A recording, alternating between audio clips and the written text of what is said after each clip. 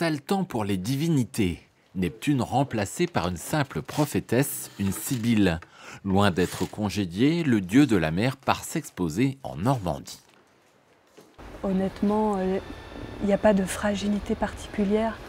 Les cordelettes là, qui sont utilisées sont encore en bon état. Oui. Avant son long voyage, cette figure de proue vieille de 2 siècles a droit à un petit toilettage. C'est toujours l'occasion, lors du dépoussiérage, de faire vraiment une observation rigoureuse de chaque centimètre carré de l'objet.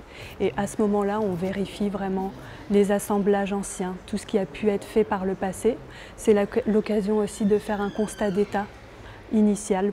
Une valse de sculpture pour la bonne cause, celle du renouveau des expositions. À travers les âges, le visiteur peut ainsi appréhender toute la diversité de ces pièces emblématiques.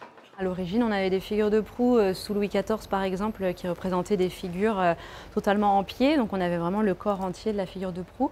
Là, on voit qu'on a avancé un peu dans le temps. On est au 19e siècle. On est sur des figures de proue qui ont été réduites à de simples bustes. Le Neptune, c'est un vaisseau de guerre, un vaisseau de 80 canons, donc qui est plus important que le navire sur lequel était la Sibylle, qui est un navire de plus petite taille. Donc ça explique la différence de taille entre les deux. Au Musée national de la marine, d'autres mouvements d'œuvres sont en cours. Ces instruments de navigation, par exemple, vont être transférés en Seine-Saint-Denis pour restauration.